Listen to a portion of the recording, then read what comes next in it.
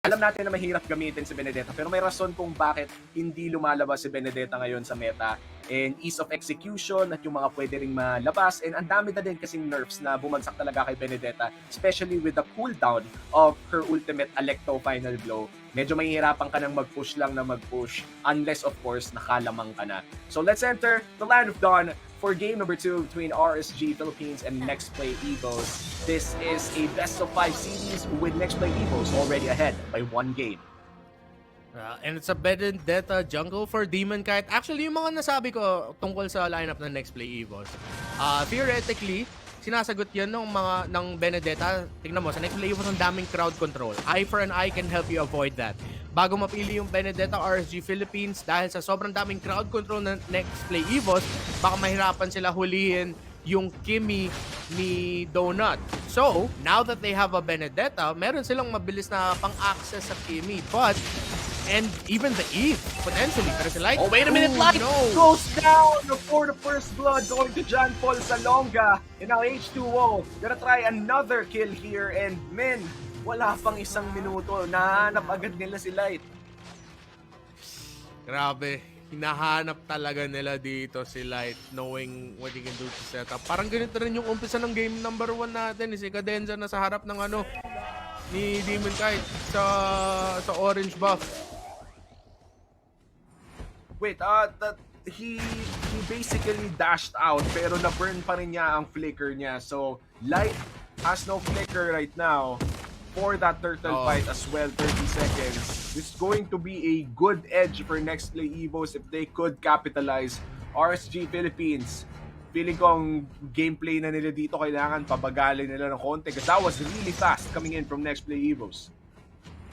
Yeah, and NEXPLAY EVOS still a lot of pressure by Cadenza. Oh, Ureshi! Ureshi not respecting the damage coming in from Demon Kite. Phantom Execution, dashing the Phantom Slash as well. H2O, now planting Thorn Throws. At ayun na nga, Demon Kite.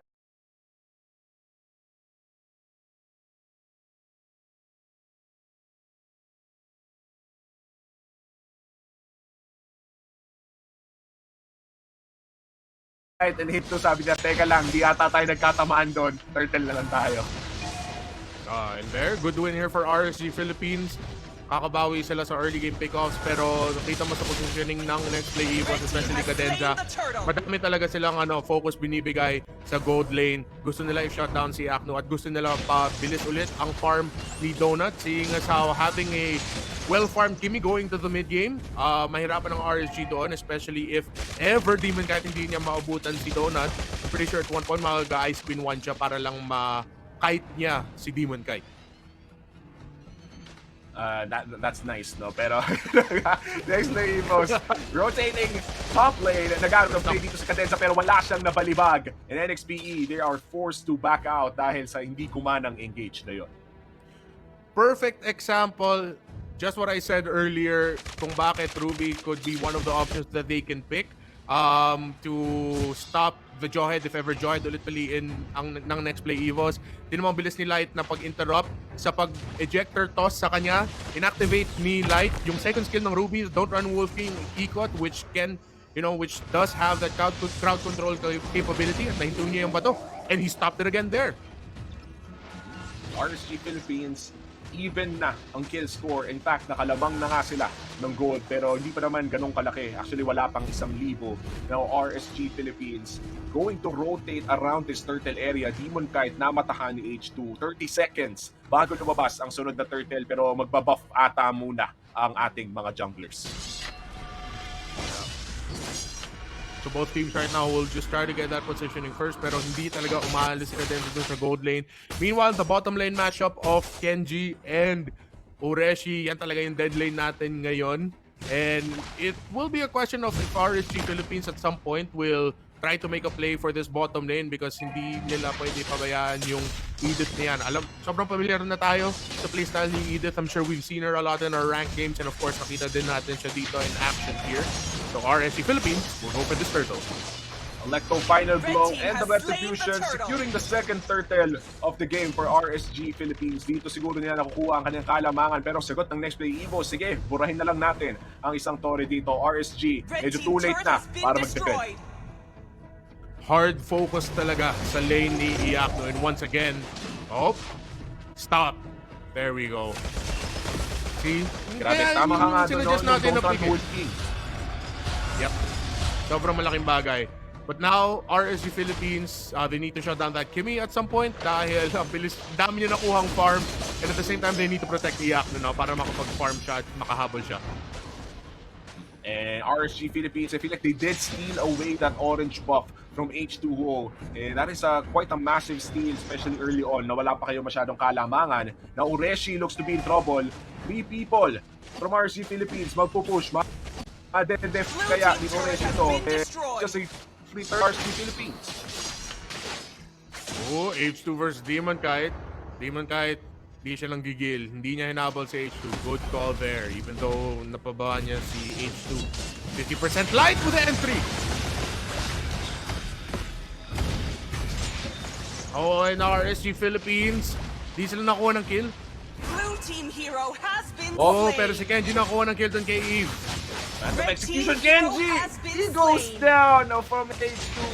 And now, ARC Philippines, they're still ahead. But just for 1.2k. Men, ano nangyari doon? Well, RSG Philippines, they forced the engagement of the mid lane. Light, conceal play, pero baka ma-pick off na naman dito si Cadenza. Oh, Cadenza, binato pabalik at nakapag-ulti pa nga mag-feather airstrike finishes him off. Oreshi still alive, H2 very low Ay, HP. wag. Nasta ni Iacno and a double kill for the gold laner of RSG Philippines. A triple kill pa nga para kay Joshua Manao. Parang sabi ni Iacno, kahapon pa ako nahirapan dito ah.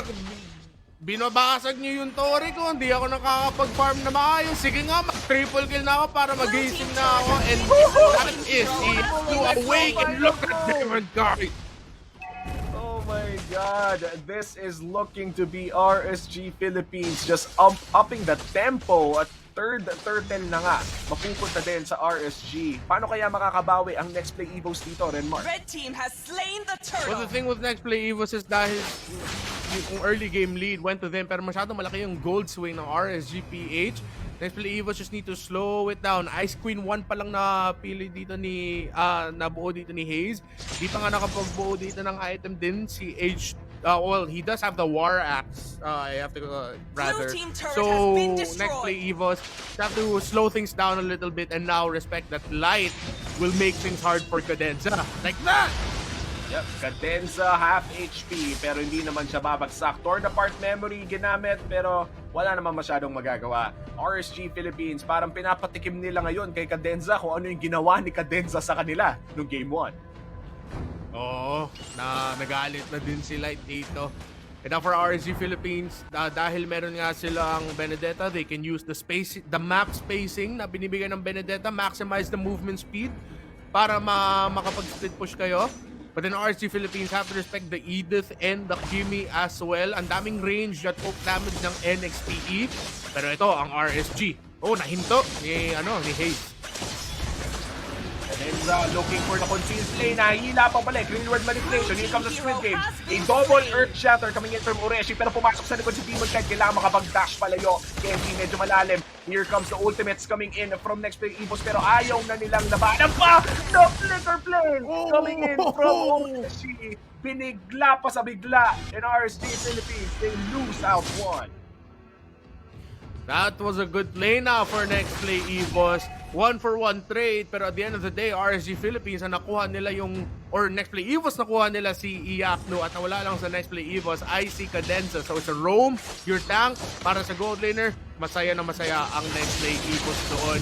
Ureshi, look at that, good play. Flicker forward, getting the charge, so he can get for the toss. Great play by NEXPLAY EVOS to go after Iacno. Ganda ng duel din ni H2 Demon Kite dun. Ang saya panoorin ng mga 1v1 ni H2 and Demon Kite. Para talagang mga anime sword battle. Yung mga biglang nawawala, tapos biglang nagdadash. Men, yun yung mga may nag-uusap pa sila sa mga utak nila eh, yung nagkakaintindihan sila dahil sa mga labanan nila ng mga skill shots doon. Pero syempre tigil muna sa anime, napakalupit ng RSG at NEXPLAY EVOS this game. Kita mo talagang pag sumapak yung isa, sasapak pabalik yung isa. Yeah. And now for NEXPLAY EVOS, slightly favoring the lineup of RSG Philippines in the late game dahil nga sa Farsa nila mahirapan lumapit si Donut. Of course, yung maximum charge, yung longest range ability ng isang Kimi. But then at the same time, you want to maximize the increased enhanced basic attacks na nakukuha niya. But the fact that they have the Farsa, they have so many things to give the Kimi a hard time sa mga team fights. They have light, pero yung trabaho niya is hindi lang mabato o walang mababato sa side ng RSG Philippines. So far, we've seen him perfectly timing the second skill para mahinto si Cadenza. NEXPLAY EVOS have to do a lot of work here sa late game para madepensahan nila ang laro na to and to win game number 2. But it's very winnable for both sides, pero ngayon lamang lang talaga ang RSG Philippines. And medyo nanakaw na nga mga purple and orange buffs nito ng H2. Delikado siya. Phantom Execution still available to take. Pero mukhang makapuncture muna siya. Patayo! Hindi! Killing spree! Para kay Benedetta. Ureshi, papasok muli. Demon Kite with the place. And he's gonna steal away the purple buff. That is a great rotation coming in from RSG Philippines. And a great adjustment overall. Nakita natin, sobrang ibang RSG nakita natin dito sa game. So, ang sakit na ng damage ni Aqua. 50% awa sa Kimi. Wait lang! Nako! Bumagsak na ang ipit! Nasa likod ni Demon Kite. Mukhang nagkamali ng konti. Pero turret shots lang naman ang kinain. Bumagsak si Ureshi sa laban na yon. Oh, this Ruby pick. Oy, si Genji pumasok! Genji, nice initiation with the split pero medyo malalim ata. They're gonna go for the turret instead. Pagsak na ang inhibitor turret in the mid lane. Immediate rotation into the top side. And that inhibitor turret goes down as well. Hindi makakahanap ng NEXPLAY EVOS ng sagot sa rotation na ginawa ng RSG Philippines. Good play there by Kenji, entering the base of NEXPLAY EVOS para ma-zone out lang konti sila H2 at Cadenza doon. And then, same time, great placement of the Feathered Airstrike galing kay Aqua. Feathered Airstrike forces the flicker out of Ureshi pero si Cadenza nahanap ng isa. Nakatuhog si H2 kay Light. Hinahanap niya ngayon si Kenji. Torn Rose, puncture still available si Split. Hindi enough para buhayin siya. That is one kill goes around to NEXPLAY EVOS pero nahanap na muli si Cadenza. Demon Kite with the dashes, with the slashes. Hindi makakahanap ng isa. That is a one kill trade-off going to NEXPLAY EVOS. NEXPLAY EVOS, kung gusto nila maka-comeback, yun yung mga opportunities na hanapin nila, yung mga pick-off na ganun. Then right after that, disengage or reposition. They have to play it safe. Magna 9,000 na ang gold dito ng RSG Philippines. Meanwhile, for RSG, they just have to keep it up. That trade was okay. It was just Kenji, but they still have to respect the fact that NEXPLAY EVOS might be able to come back here.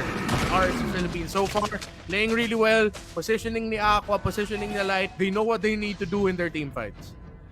And now the Lord is up. This is the first Luminous Lord of the game. A massive to for RSG and NEXPLAY EVOS. And looking at the gold lead, no, medyo malaki na ang gold lead ng RSG Philippines because of the past few times na nakakanakaw talaga sila ng objectives from NEXPLAY EVOS. This could possibly be RSG Philippines controlling the Lord area, but we've seen 10K comebacks happen. Let's see if Cadenza and the squad could actually do it. Hindi tumama ang I'm offended ni Ruby. That could have been a big play for RSG Philippines. Yeah, but for Light, he should be happy na hindi na bato si Aqua or any other member of RSG Philippines. And that's what this Ruby needs to do. Cadenza, pinato, sumabog, mega kill para dito kay Demon Kite, half HP on this Lord. H2, humanap ng angulo pang steal. Ureshi, buhay pa rin. H2, medyo in range, pero yung damage ng Electro, final blow ang tatapos sa kanya. Phantom Execution, hindi siya maliligtas. Babalik sa Lord ng RSG Philippines, pero tatlo na bumagsak para sa NEXPLAY EVOS. And that is the Lord secured by the Farsa. Hahanapin na si Apple Pisha, si Donut, Mario Stan, Demon Kite, nasa likod na. Apple Pisha na ata ang hinahanap, pero punta mo na tayo kay Kenji ng saglit, no? Alecto final blow for the exit. RSG Philippines securing the kills, securing the Lord. Pero because of that attempt at the chase at sobrang bilis lumakad at lumabas yung Lord, RSG Philippines will be sad about that.